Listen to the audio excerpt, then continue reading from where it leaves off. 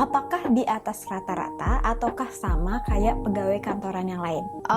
Kalau di Indonesia, aku gajian 3 kali, yang mana tanggal 10, tanggal 15, sama akhir bulan. Bonus tahunan. Sekalian aku mau bahas THR juga. Di training itu kalian digaji guys, jangan sedih.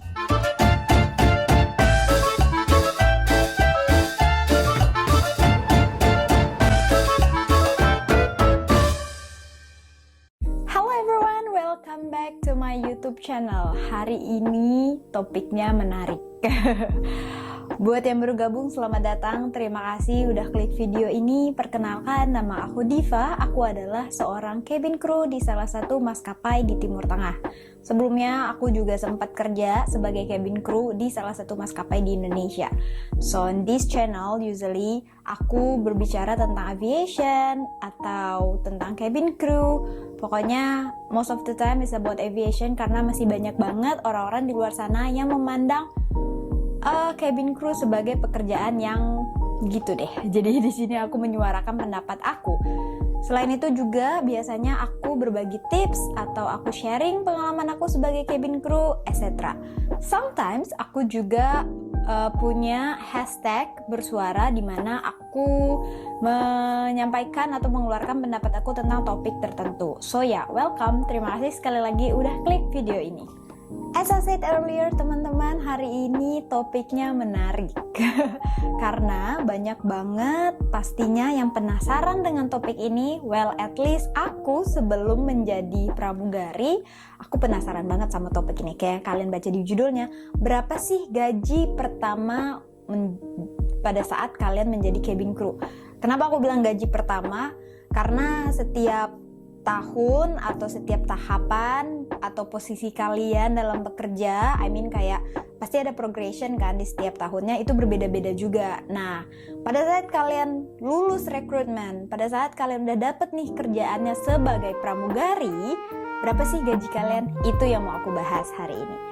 Dikarenakan banyak banget nih teman-teman sekarang lagi ada rekrutmen ya. Itulah yang membuat aku mau ngebahas topik ini karena pasti udah banyak banget yang bahas tentang tahapan-tahapan rekrutmennya. Aku juga pernah bahas tahapan-tahapan rekrutmen di video aku sebelumnya. Jadi di video ini aku nggak mau bahas tentang itu. Ditambah proses sekarang itu berbeda karena pada saat pandemik. Jadi aku nggak berani mengeluarkan statement atau mengeluarkan informasi karena aku nggak tahu persis proses rekrutmennya pada saat sekarang ini gimana.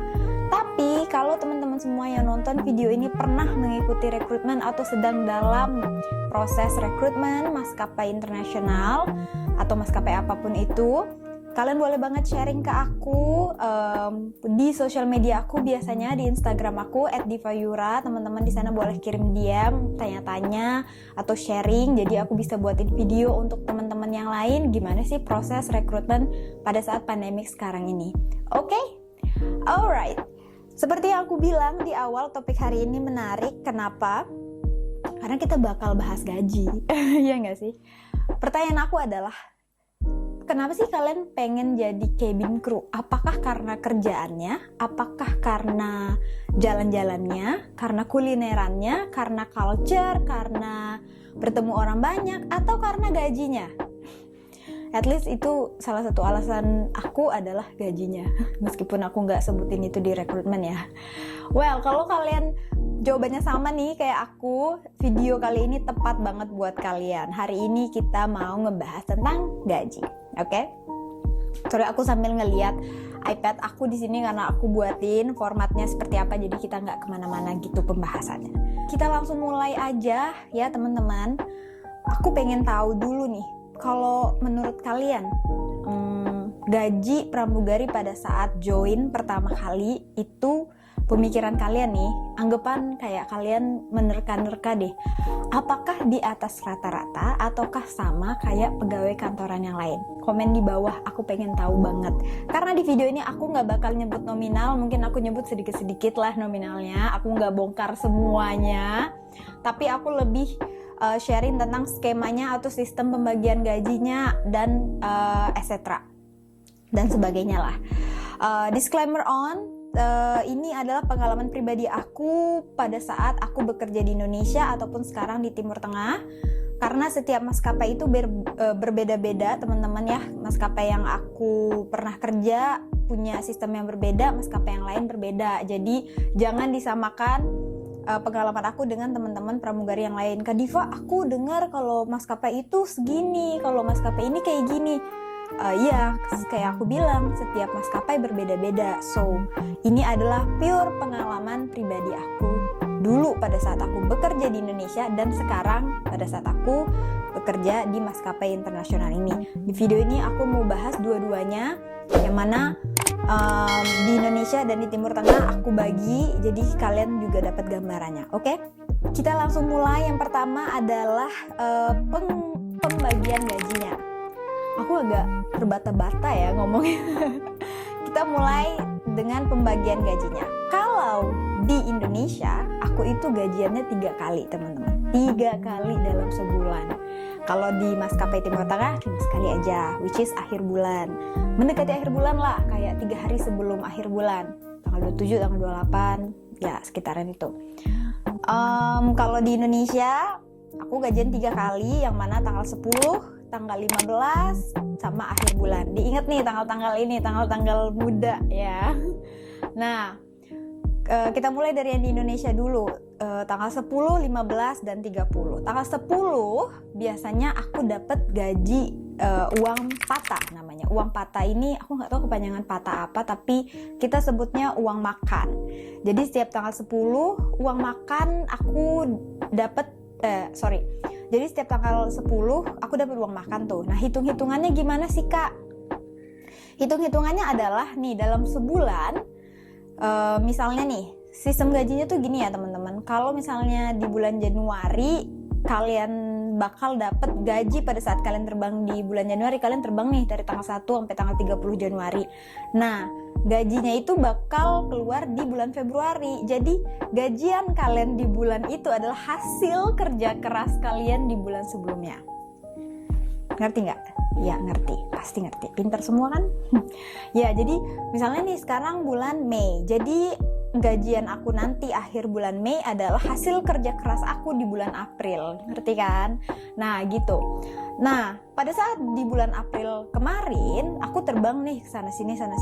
Anggapan aku masih kerja di Indonesia ya. Aku terbang ke Aceh, aku terbang ke Bali, aku terbang ke Surabaya, dan sebagainya. Di setiap destinasi itu mereka udah punya sistem, atau mereka udah punya hitung-hitungannya uang makan kita berapa apa, tapi nggak langsung dikasih pada saat itu gitu. Ngerti nggak sih? Kayak ya aku bilang tadi, pada saat tanggal 10 Mei nanti itu hasil dari yang kalian kerja pada bulan April. Oh, uang makannya pada saat aku terbang di Bali keluar tanggal 10, uang makan ini, uang makan itu. Hitung-hitungannya agak ribet karena itu hitung-hitungan mereka. Aku juga lupa ya gimana cara ngitungnya, cuman ada hitung-hitungannya. Jadi uang makan keluar di tanggal 10. Nah, tanggal 15 itu adalah uang terbang. Uang terbangnya maksudnya gimana, Kak? Uang terbang adalah jam terbang kalian. Jadi mungkin nih di bulan April kalian terbang 90 jam misalnya. Ya udah dibayar nanti tanggal 15.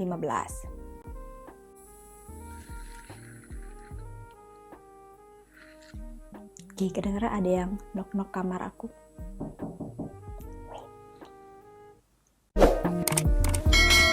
Alright, sorry banget tadi ada yang knock kamar aku, ternyata housekeeping mau bersihin kamar.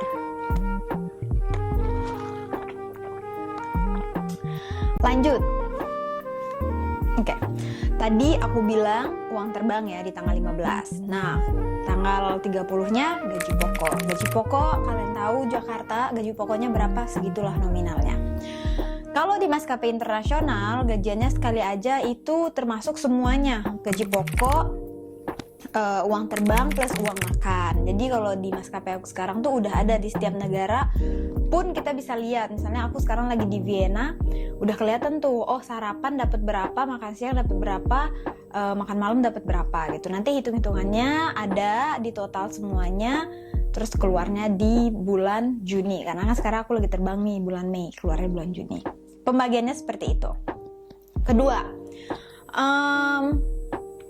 pada saat training berapa sih gaji kita pada saat training? Ada yang nanya nih, sempet nanya sama aku, makanya aku bahas ya sebenarnya. Di training itu kalian digaji guys, jangan sedih. sama di maskapai luar ataupun maskapai Indonesia, kalian digaji. Tapi gajinya adalah gaji pokok, yaitu ya UMR di Jakarta. Kalau gaji pokok sekian lah di maskapai Timur Tengah atau internasional, mereka ada di website, silahkan cek sendiri ya, ada gaji pokok di situ. Kalau di Emirates tuh disebutin tuh gaji pokoknya berapa.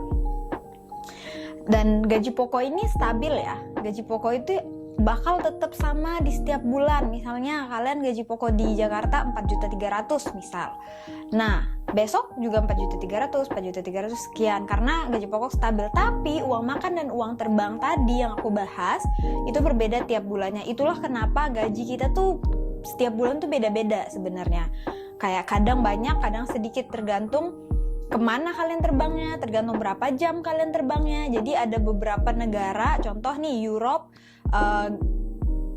uang makannya lebih banyak dari Asia, karena kan di Asia murah-murah tuh. Jadi mereka ya ngebudgetin juga lebih cheaper, mereka ngebudgetin juga cheaper dari Europe. Atau di US tinggi juga uang makannya dan sebagainya. Sebenarnya kayak gitu. Nah, misal congratulations kalau misalnya kalian udah lolos tahapan rekrutmen ya, kalian masuk, kalian medical check up dan segala macam, akhirnya kalian terbang. Udah selesai training kan udah digaji tuh, gaji pokok. Terus kalian terbang. Pada saat kalian terbang ada yang namanya probation period atau masa percobaan selama 6 bulan. Jadi selama 6 bulan ini kalian masih dalam masa percobaan, yang mana pada saat probation biasanya gaji pokoknya berbeda dengan setelah probation. Di maskapai aku yang dulu gaji pokoknya sedikit banget pada saat probation, tapi setelah 6 bulan yaitu UMR. Pokoknya pada saat sebelum, dan ini udah lama banget ya, 2014, 2015 lah aku masa probation pada saat itu. Sekarang aku nggak tahu, mungkin berubah nominalnya, yang jelas di bawah UMR probation aku gajinya. Gaji pokok ya, bukan uang terbang. Jadi gaji pokok yang aku terima akhir bulan tadi tuh itu di bawah UMR selama 6 bulan, bayangin. Nah, kalau di sini juga gitu. Probation selama 6 bulan ya kalian dapat gaji yang lebih sedikit dari setelah kalian lulus 6 bulan ini gitu. Jadi perbedaan gaji itu gaji pokok aja. Along the way guys, along the way of your journey as a cabin crew, gaji kalian bakal naik terus, tergantung seniority kalian, tergantung kelas kalian lah intinya. Let's say di Indonesia pada saat baru masuk kan probation tuh gajinya lebih sedikit. Setelah itu 1 tahun mungkin kalian dipromosiin jadi pramugari di bisnis kelas, beda lagi gajinya. Setelah itu dipromosiin lagi jadi sebutannya FA1 kalau di maskapai di Indonesia, maksudnya yang memimpin penerbangan di pesawat kecil, beda lagi gajinya. Atau kalian bisa dipromosiin jadi jadi instruktur, beda lagi gajinya. Di sini juga sama di Timur Tengah. Pada saat aku probation beda gajinya. Pada saat aku naik tingkat tiap tahun gaji pokok aku nambah. Terus misalnya aku dapat promotion as a premium crew, gaji aku berbeda juga. By the way, jam terbang yang tadi aku bilang juga naik ya. Kayak misalnya sekarang jam terbang aku dibayarnya misalnya 200.000 per jam. Nanti setelah aku naik ke premium cabin jadi 250.000 misalnya kayak gitu. Jadi makin senior kamu makin banyak gaji kamu. Tapi ya balik juga, kalau misalnya kamu senior tapi kamu gak terbang, misalnya kamu cuma dapat 60 jam sebulan misalnya nih, tapi kalau misalnya kamu sehat-sehat aja dan gak ada izin apapun, gak bakal dapat segitu gitu, kecuali ada training dan segala macam ya. Jadi jumlah jam terbangnya gak terlalu banyak. Kalau general sih pasti dapat, makin senior kamu makin tinggi lah gaji kamu gitu. Nah, bonus tahunan. Sekalian aku mau bahas THR juga. Kalau di maskapai aku di Indo dulu dapat THR setiap, ya itulah mau hari raya ya, Idul Fitri, pasti dapat 1 kali gaji. 1 kali gaji pokok, bukan 1 kali semuanya ya, bukan yang sama jam terbang, sama uang makan, bukan. Gaji pokok aja 1 kali dapat bonus. Kalau di sini nggak ada namanya THR. Kalau kata papa aku tuh THR itu budaya kita gitu. Kayak bukan budaya kita, kayak cuman di Indo aja ada THR gitu. Aku nggak tahu juga ya kalau misalnya di maskapai luar yang lain ada THR atau enggak. I have no idea. Tapi di maskapai aku nggak ada tuh yang namanya tunjangan hari raya, nggak ada. Tapi aku ada yang namanya bonus tiap tahun overtime. Overtime ini apa sih Kak? Overtime ini kalau misalnya dalam 1 tahun nih, misalnya kalian itu dikasih jam terbang itu harus 1000 jam misalnya. Dalam 1 tahun nggak boleh lebih dari 1000 jam misalnya gitu. Nah, ternyata dalam 1 tahun kalian terbangnya lebih nih dari 1000 jam. Misalnya 1100 jam, 1200 jam dalam setahun ya. 200 jamnya ini dihitung, berbeda hitungannya. Nanti keluarnya setelah 1 tahun komplit, dapat deh kalian bonus di 200 jam ini. Dan itu tuh lumayan banyak banget. Dan biasanya sih rata-rata kru pasti overtime, meskipun nggak yang sampai 200 jam, mungkin kayak 25 jam atau 30 jam, dan itu lumayan banget. Itu bonus ya buat aku. Salah satu gaji pramugari bonusnya di situ. Bonus apa lagi ya? Aku nggak inget deh. Di maskapai Indonesia cuman THR aja, tapi nggak ada uang overtime. Setahu aku di Indonesia juga. I have no idea kalau misalnya sistem ini masih diaplikasikan sampai sekarang, not sure. Tapi pada saat kalian baru terbang, kalian tuh ada namanya jam terbang wajib, yang mana let's say nih jam terbang wajib kalian 50 jam. Maksudnya apa Kak? Jadi dari 0 hours sampai 50 hours kalian gak dibayar. 51 jamnya baru dihitung jam pertama. Jadi itu kayak it sucks, it sucks man. Kayak bayangin aja 50 jam kalian terbang gratis gitu. Tapi makin senior kalian makin sedikit 2 jam terbang wajibnya. Misalnya temen aku kayak kemarin bilang ya, dia udah 7 tahun lah di sana. Angkatan aku maksudnya. Mereka tuh kayak 20 jam terbang wajibnya. Jadi 21 jamnya udah dihitung jam mereka gitu. Sebenarnya itu aja sih yang buat aku agak sedikit kurang setuju gitu ya, jam terbang wajib. Apalagi buat teman-teman yang baru gabung sebagai cabin crew, kita terbangnya banyak banget, cuman dapat gajinya nggak terlalu banyak gitu. Tapi aku kasih jawaban dari pertanyaan aku yang sebelumnya. Buat kalian, apakah gaji pramugari awal ya, aku nggak ngomong sebagai senior ya, di atas rata-rata karyawan kantoran pada umumnya? Jawabannya adalah iya, pasti. Kenapa? Meskipun di Jakarta ya, maksud aku kalau kalian nggak ada ini ya, maksud aku basic kerja kantoran ya, kayak bukan ada posisi di kantor. Kalau emang ada higher position mah pasti lebih lah gaji yang itu. Cuman aku ngomongin kayak yang dapat UMR atau gaji basic lah, di atas rata-rata kok. Jadi kerjanya capek guys. Aku paling nggak suka kalau teman-teman, termasuk keluarga aku juga ngomong gitu sih, kayak pramugari itu kerjanya cuman abis take off, cuma boarding doang, atau kalau yang full service airline ya udah gitu service. Mereka nggak tahu itu lebih dari itu. Kalau aku bahas itu aku sedikit emosional. You have no idea gimana aku training, gimana aku banyak banget. Dan ini nih udah sering banget itu aku kasih tahu ke keluarga aku atau ke teman-teman dekat aku. Aku feel sometimes aku malah nggak komen sama sekali, aku cuma bilang iya gitu. Jadi resiko kita tuh besar banget, tanggung jawab kita besar banget. Meskipun kerjaan yang mereka lihat pada sehari-harinya kayak easy banget ya, tapi belakangan, ini real story ya, aku dapet kayak di beberapa penerbangan aku yang kemarin, ada sekitar 3-4 customer yang literally nyamperin aku intentionally bilang, kalian hardworking banget ya, kerjaan kamu gak gampang, makasih ya udah kasih service yang terbaik, makasih ya udah makasih ya buat penerbangannya dan sebagainya. And it means a lot, ketika ada orang yang appreciate yang kamu lakukan. Kata dia juga, kalau aku di posisi kamu aku nggak bisa deh. Kayak gitu. Anyway, kurang lebih kayak gitu ya pembahasannya. Nominalnya sorry aku nggak sebutin karena itu aku ngerasa kayak buka bukunya perusahaan, which is not good. Tapi kurang lebih aku udah kasih gambarannya kan ke kalian. Next video kalian bisa request kalau mau request lebih detail tentang gaji. Maksud aku, ada pertanyaan gak sih tentang gaji yang aku bahas ini? Ada yang belum kalian ngerti kah? Atau mungkin aku jelasinnya terlalu cepet kah? Atau hal-hal lain yang menurut kalian aku nggak cover dalam video ini? Feel free untuk komen di bawah.